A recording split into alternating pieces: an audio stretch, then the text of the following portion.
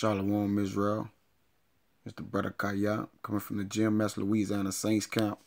And this guy came over. I watched this video and it propelled me to just make some comments on it, man.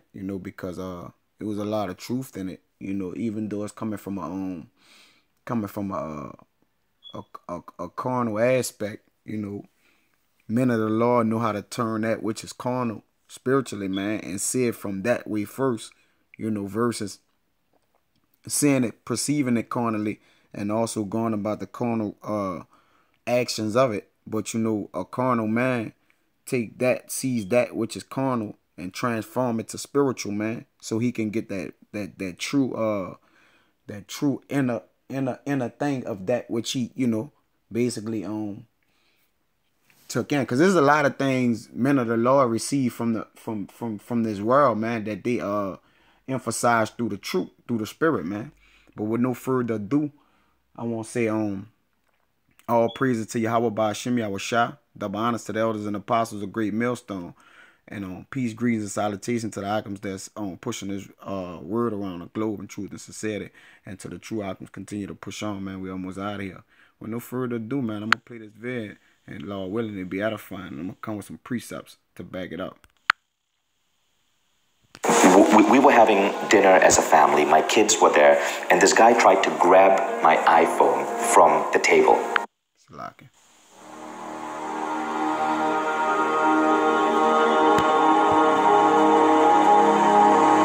You cannot win the war against the world if you can't win the war against your own mind.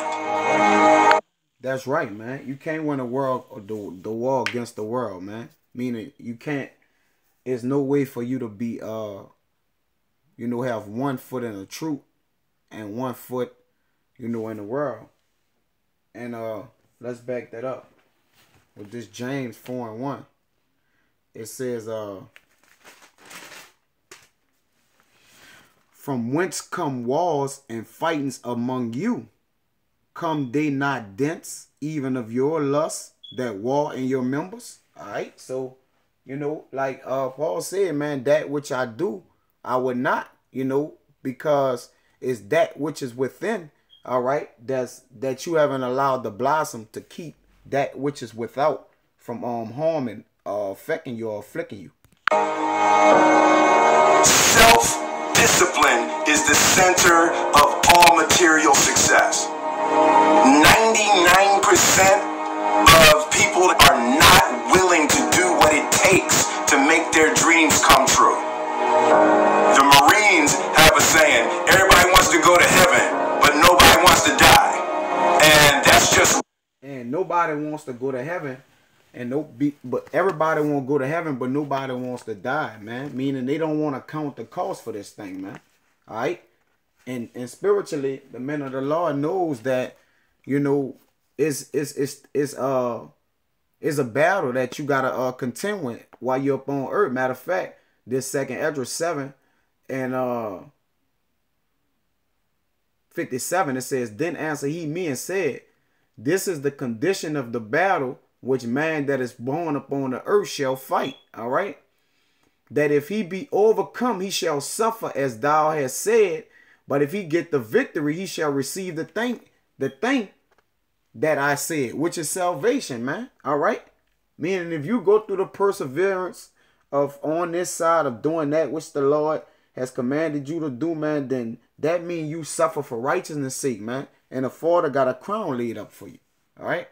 At the center of bringing any dream into fruition is self-discipline. Something as simple as food and eating is not about your body as much as it is about your mind. It's getting command of your mind to be able to choose actions that are in your own best interest. And a lot of people are just trying to change. A lot of times, like I just did a podcast on habits, right? How to be able to adopt new habits and also delete and get rid of break bad habits, right? And so a lot of people always want to usually make a change on behavior. They want to get themselves to work out. They want to get themselves to meditate. They want to get themselves to read more each day. They want to get themselves to X, right? Or they want to stop some behavior. They want to stop smoking. They want to stop eating this food. They want to stop. I always tell people, stop checking your phone the first hour of the day. You've heard this many times, right? You win the first hour of the day, you win the day. Every day, we are choosing shit that's not in our own best interest, right? So if the world is attacking you and the world wants to fight you and the world's trying to hold you down, so you're going to kick yourself in the balls? So you're going to stop yourself from getting what you dream. That's right, man. And he made a point, man. Then this the things that you have to go through.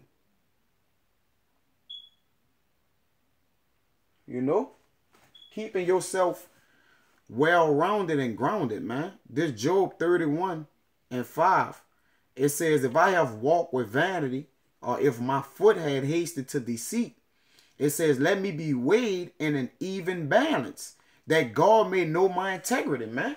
All right, this is the battle, or the condition of the battle. Once before, man. All right, knowing that what you have to do, that you have to pray that the Lord count your steps, man. You got to pray to the Lord that he count your steps, man, and understanding that this thing is not of you, but of him that created you, and to do that which you was created to do in him. I want to transform or transcend or make a real positive change. I'm looking at all the other areas of ourselves. So I'm looking at, for example, our environment. Are people setting up their environment to win? So change doesn't just happen at this level of behavior, but what you have to change the environment. So, for example, if you want to stop eating a certain food, it helps to be able to not have that food in your home, right? So you change the environment. In life, we must all suffer one of two pains: the pain of discipline or the pain of regret. I'm asking you to choose wisely. It's a pain of discipline or pain of regret. And the men of the Lord is going through that pain of discipline right now, man. So they wouldn't have no regretful days and times, man. That's coming up on them. Or have that in their spirit that, well, man, I could have did much. I should have did much more, man. All right. That's not the spirit to have. Okay. So you got to have that spirit of, man, I done enough, man. You got to know that. This Proverbs 25:28. It says, he that had no rule over his spirit is like a city that is broken down and without walls, man. All right. So you got to know that control of your spirit, man, it'll help you decipher on how to walk humbly and uprightly, man. You got to know that, man. You got to know how and when to instruct yourself on how to stay balanced, man. All right, because it's set up out here. It's set up out here for you to fail, man. Everything is around you is either debt, failure, or calamities, man. All right, and that's the way the Father made it, man, so you can make it through. This Proverbs 24:27, it says, prepare thy work without, and make it fit for thyself in the field, and afterwards build thine house, man. All right. So you got to lay the foundation down, man. And it starts from discipline, man. All right. You got to prepare what it's going to take. You got to count the cost, then pay the sum of it, and then reap the reward, man. All right.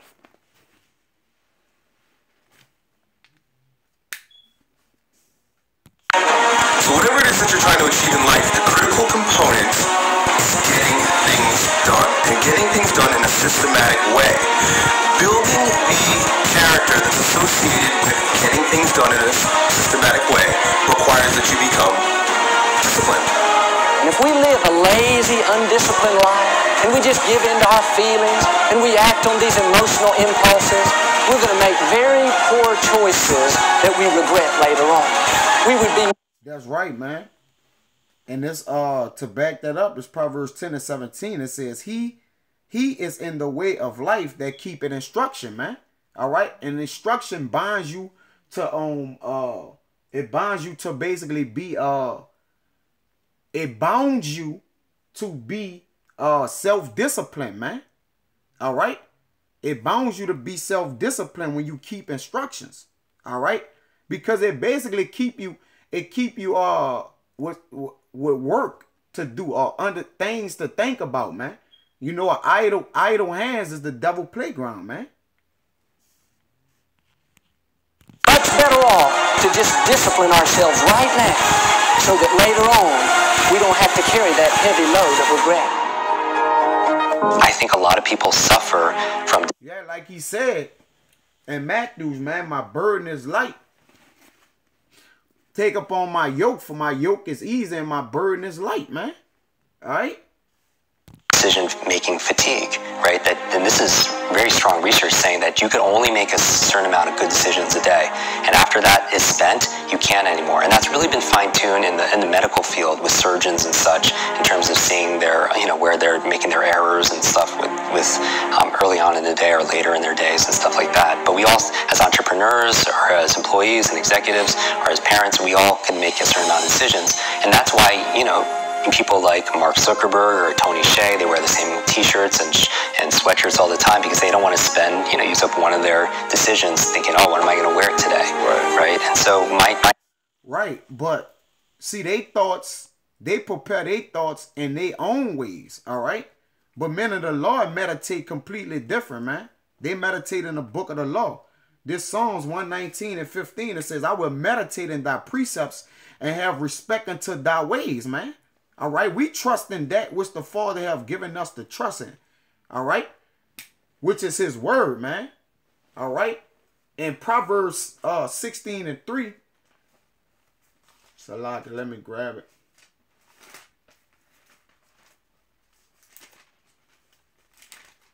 It says, commit thy works unto Yahweh, and thy thoughts shall be established. All right, Mark Zuckerberg, who owns Facebook and all that, man.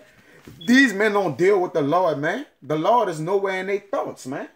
Okay?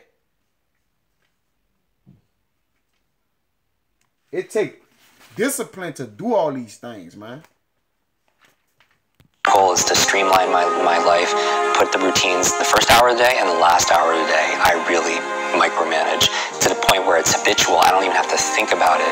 And then, because those are the times of the day where I can really have the most impact. Because later on, in the middle of the day, team members need this, there's firefighting this, client needs that. But the first hour, the last hour, I really want to control. So all of this really helped develop grit and resilience, in my body, so I can have the ability to persevere. And also, I stand guard to my brain all the time, what goes in. Right. Having respect unto your mind, man, but first renewing your mind through the Spirit of the Lord, man. All right. This Hebrews 12:9, it says, furthermore, we have had fathers of our flesh, which corrected us, and we give them reverence. All right. We fear them. All right. Shall we not much rather be in subjection unto the Father of spirits and live? Huh? Having respect unto the Lord? Come on, man. That's a no-brainer, man. All right? And the way that you have that is through these words.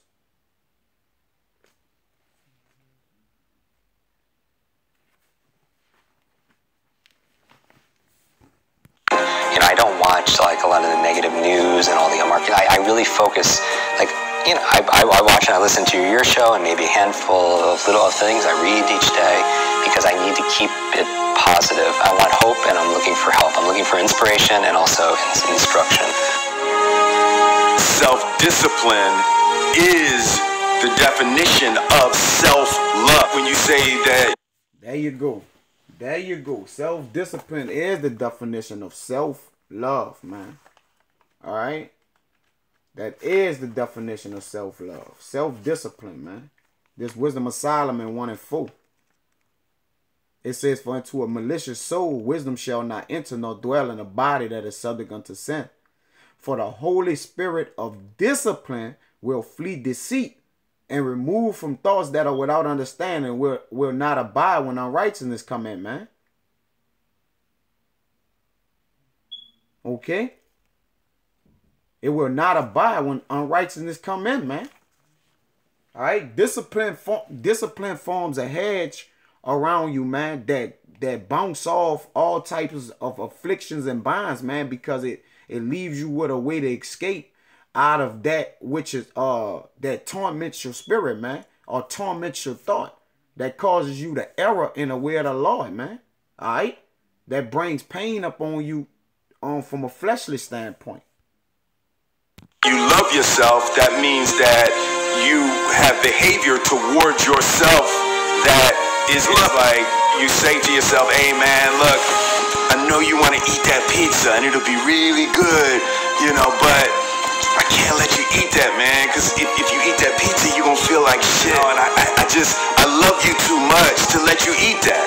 And I think the word discipline has kind of gotten a bad name. We think about it in terms of punishment. I'm not talking about discipline in that way. I'm talking about discipline in the sense that you forego immediate pleasure for the exchange of long-term self-respect, self-love. That's right, man. And a discipline like he's speaking about. There was a good video, man. That's why I chose to do a video on it, man. And like he said, the discipline that he's talking about is restraining your flesh, man. All right, holding back from your flesh, chastising your flesh, that your spirit may flow freely, man, and it don't cause congestion within you, man. Is when you say to yourself, man, look, I know you and that girl got a real connection. I know y'all vibe, but that's your girl's cousin. So I love you too much to let you do that. Self-love is, hey, look, I know you got a test on Monday, you know. I know you really want to go out with your friends. It's Saturday night, you want to go out, but if you fail that test, you're not going to feel good about yourself. You know, I love you too much to let you go out. To self-discipline is self-love. If you want to be happy.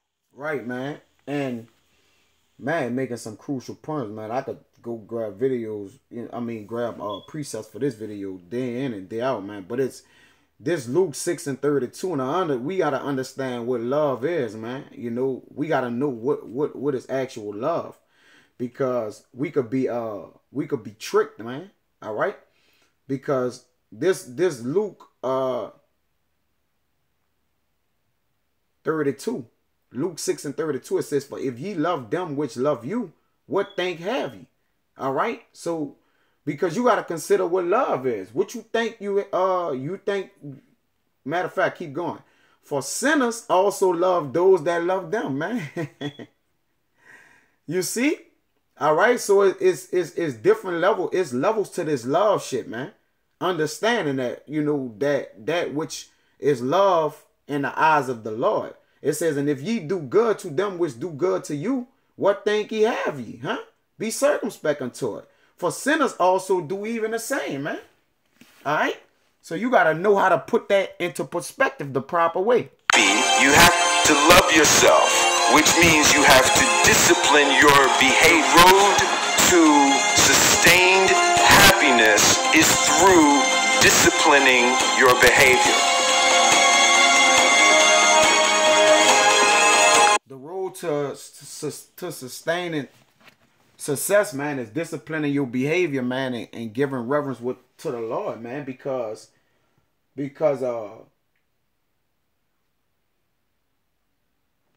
this is what the Lord require of thee, man. It's Micah 6:8. It says,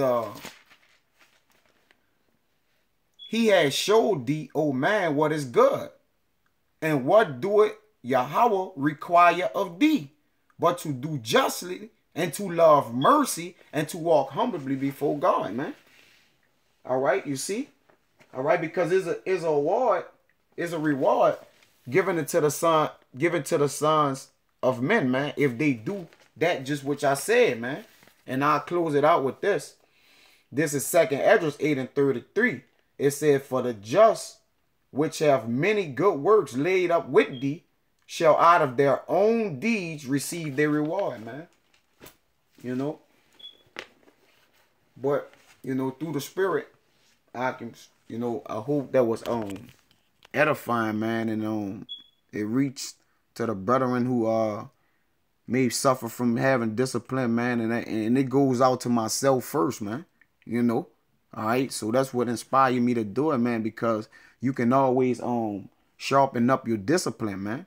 Just like you could sharpen up everything else, man. All right, but through the Spirit items, I hope that was edifying. And until the next time I won't see. Shalom.